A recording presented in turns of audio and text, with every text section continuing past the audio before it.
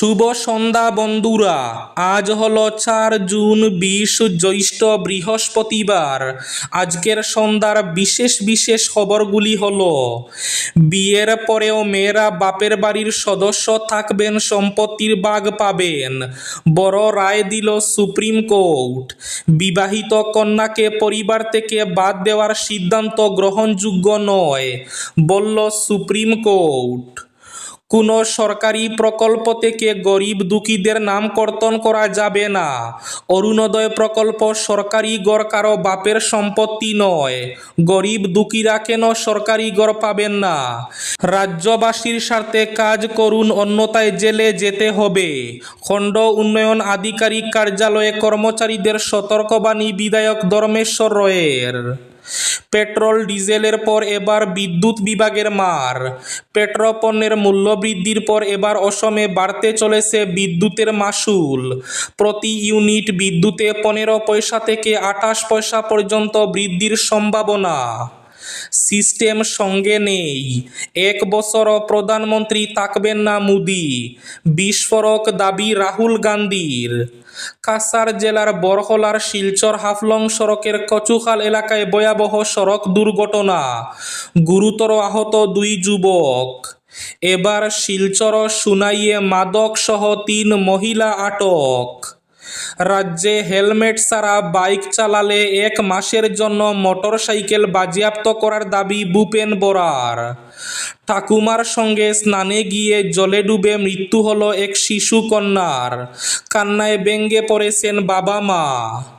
স্কুলে ইন্টারনেট সংযোগে দেশের শীর্ষ 3 রাজ্যে অসমের স্থান, ঘোষণা মুখ্যমন্ত্রী হিমন্ত বিশ্ব শর্মার। এবং শেষ খবরটি, আগামীকাল 5 জুন হিমন্ত মন্ত্রিসভার সম্প্রসারণ। বরাক উপত্যকা থেকে কে কে মন্ত্রিসভায় স্থান পাচ্ছেন দেখার জন্য অপেক্ষায় রয়েছেন বরাকবাসী।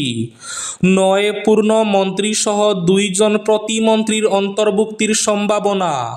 তাহলে বিস্তারিত খবরে যাওয়ার আগে অবশ্যই ভিডিওটিতে একটি লাইক করে চ্যানেলটি সাবস্ক্রাইব করে পাশের বেল আইকনটি বাজিয়ে রাখবেন এবং ফেসবুক পেজটি ফলো করে ভিডিওটি অবশ্যই শেয়ার করবেন, যাতে সঠিক তথ্যগুলো সবার কাছে পৌঁছাতে পারে। এবার শুনুন আজকের খবরগুলির বিস্তারিত। প্রথম খবর, বিয়ের পরেও মেয়েরা বাপের বাড়ির সদস্য থাকবেন, সম্পত্তির ভাগ পাবেন, বড় রায় দিল সুপ্রিম কোর্ট। বিবাহিত কন্যাকে পরিবার থেকে বাদ দেওয়ার সিদ্ধান্ত গ্রহণযোগ্য নয়, বলল সুপ্রিম কোর্ট। বাবার পরিবারের সদস্য হিসাবে বিবাহিত কন্যাকে বাদ দেওয়ার সিদ্ধান্ত অযৌক্তিক, স্বেচ্ছাচারী এবং সাংবিধানিকভাবে গ্রহণযোগ্য নয়। মঙ্গলবার এলাহাবাদ হাইকোর্টের একটি রায়কে খারিজ করে এমনই পর্যবেক্ষণ সুপ্রিম কোর্টের বিচারপতি PS নরসিমহে এবং বিচারপতি অলোক আরাদের বেঞ্চের।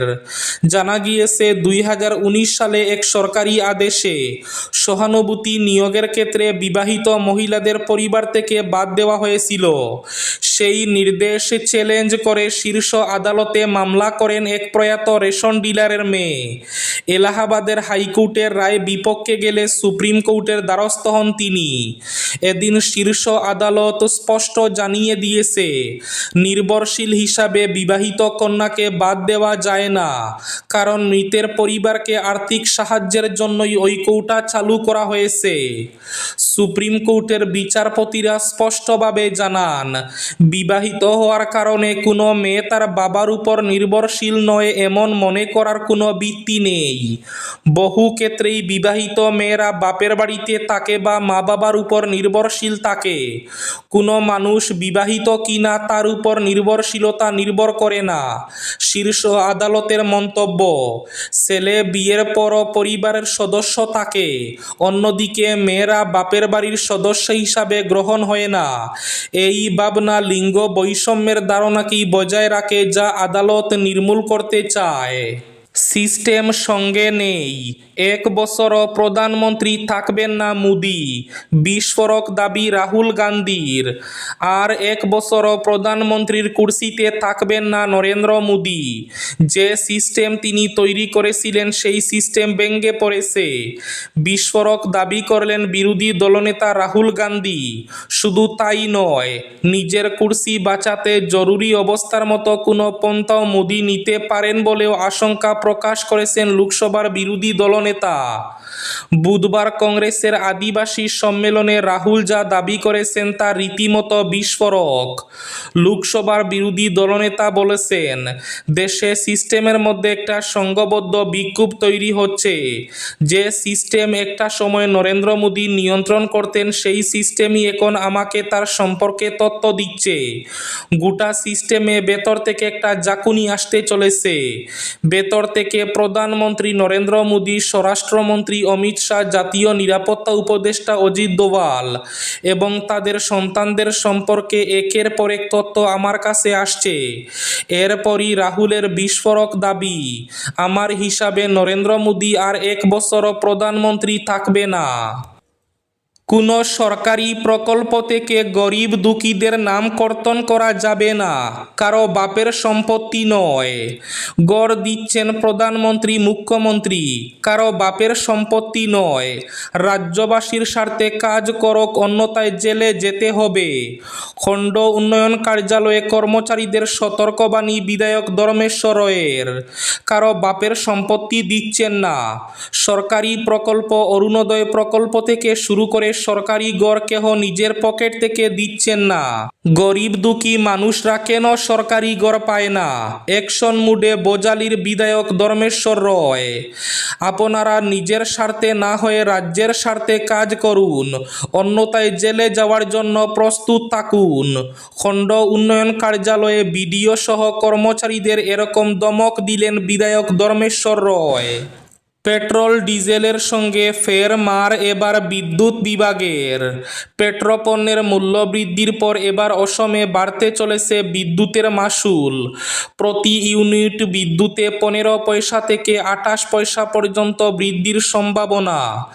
বিদ্যুৎ নিয়ামক আয়োগের সিদ্ধান্তে বাড়তে পারে মাশুল। চলতি মাস থেকেই কার্যকর হতে পারে নতুন হার। জনসাধারণের উপর আরও এক দফা আর্থিক চাপের আশঙ্কা।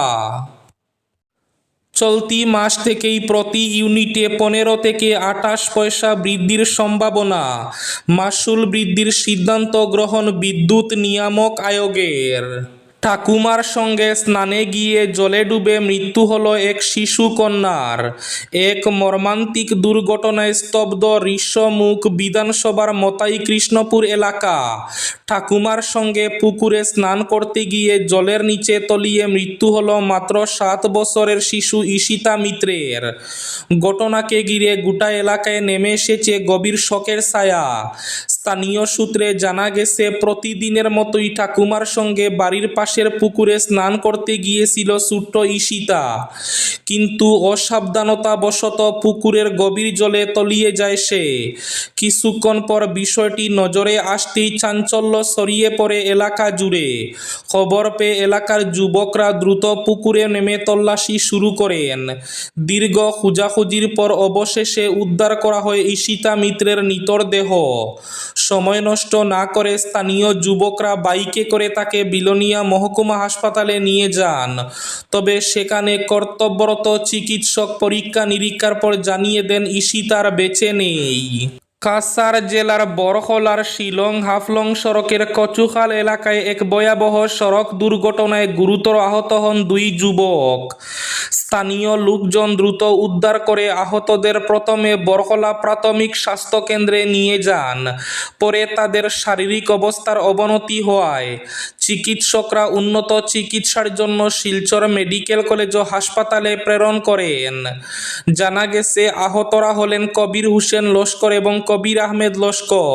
আগামীকাল 5 জুন হিমন্ত মন্ত্রিসভার সম্প্রসারণ। বরাক থেকে কে কে পাচ্ছেন মন্ত্রিসভার স্থান, অপেক্ষায় রয়েছেন বরাকবাসী। 9 পূর্ণ মন্ত্রী সহ 2 জন প্রতিমন্ত্রীর অন্তর্ভুক্তির সম্ভাবনা। শপথ গ্রহণের পর ছোট আকারের মন্ত্রিসভা নিয়েই কাজ শুরু করেছিলেন হিমন্ত বিশ্ব শর্মার দ্বিতীয় দফার সরকার। এবার সেই মন্ত্রিসভা সম্প্রসারণের পথে। আগামীকাল 5 জুন অসম মন্ত্রিসভায় নতুন সদস্যদের অন্তর্ভুক্ত করা হবে। গৌহাটির জ্যোতি বিষ্ণু আন্তর্জাতিক কলা মন্দিরে দুপুর 12:45 শপথ গ্রহণের সময় নির্ধারিত হয়েছে। সরকারি সূত্রে খবর, শপথ গ্রহণ অনুষ্ঠানের প্রস্তুতি শুরু হয়েছে। রাজ্য সরকারের উচ্চপদস্থ আধিকারিক, বিজেপি এবং জোট সঙ্গী দলের নেতা, আমন্ত্রিত অতিথি এবং প্রশাসনের প্রতিনিধিরা অনুষ্ঠানে উপস্থিত থাকবেন। তবে মন্ত্রিসভায় কারা জায়গা পাচ্ছেন সে বিষয়ে এখনও চূড়ান্ত ঘোষণা করা হয়নি। ফলে সম্ভাব্য নাম নিয়ে রাজনৈতিক মহলে কৌতূহল বাড়ছে। এবার শিলচর সুনাইয়ে মাদক সহ 3 মহিলা আটক। শিলচর সুনাইয়ে পৃথক অভিযান চালিয়ে মাদক সহ 3 মহিলা এবং এক যুবককে আটক করেছে কাছাড় পুলিশ। বুধবার রাতে বিশেষ অভিযানে শিলচর রেল স্টেশন সংলগ্ন এলাকা থেকে গুলনেহার বেগম লস্কর নামে এক নারী পাচারকারীকে গ্রেফতার করা হয়। তার কাছ থেকে 15টি সাবান কেসে লুকিয়ে রাখা 298 গ্রাম সন্দেহভাজন হেরোইন উদ্ধার করা হয়েছে। একইভাবে সুনাই থানার পুলিশ পৃথক অভিযানে 2 নারী পাচারকারী রাসমিনা বেগম ও মমতাজ বেগম চৌধুরীকে সুনাই বাজার এলাকা থেকে আটক করে তাদের কাছ থেকে 11টি সাবান কেসে থাকা মোট 122 গ্রাম সন্দেহভাজন হেরোইন উদ্ধার করা হয়েছে। এবার শেষ খবরটি। রাজ্যে হেলমেট ছাড়া বাইক চালালে 1 মাসের জন্য মোটরসাইকেল বাজেয়াপ্ত করার দাবি ভূপেন বরার। হেলমেট ছাড়া মোটরসাইকেল চালানোর বিরুদ্ধে আরও কঠোর ব্যবস্থা নেওয়ার দাবি জানালেন অসমের বিহুপুরিয়া বিধানসভা কেন্দ্রের বিজেপি বিধায়ক ভূপেন বরা। সাম্প্রতিক একাধিক মর্মান্তিক সড়ক দুর্ঘটনা সংঘটিত হয়েছে। এতে অনেকের মৃত্যু হয়েছে। উশৃঙ্খল যুবকদের দুর্ঘটনার পর জরিমানার পাশাপাশি মোটরসাইকেল 1 মাসের জন্য বাজেয়াপ্ত করার প্রস্তাব দিয়েছেন। সাংবাদিকদের সঙ্গে কথা বলতে গিয়ে ভূপেন বরা বলেন, অসমে বিশেষ করে তরুণদের মধ্যে মোটরসাইকেল দুর্ঘটনাজনিত মৃত্যুর সংখ্যা উদ্বেগজনকভাবে বাড়ছে। তিনি জানান, তার বিধানসভা কেন্দ্রের টিকিরা অঞ্চলে সম্প্রতি একাধিক পরিবার সড়ক দুর্ঘটনায় আপনজন হারিয়েছেন। এই ছিল আজকের সন্ধ্যার বিশেষ খবরগুলি। ভিডিওটি অবশ্যই লাইক করে শেয়ার করে দেবেন।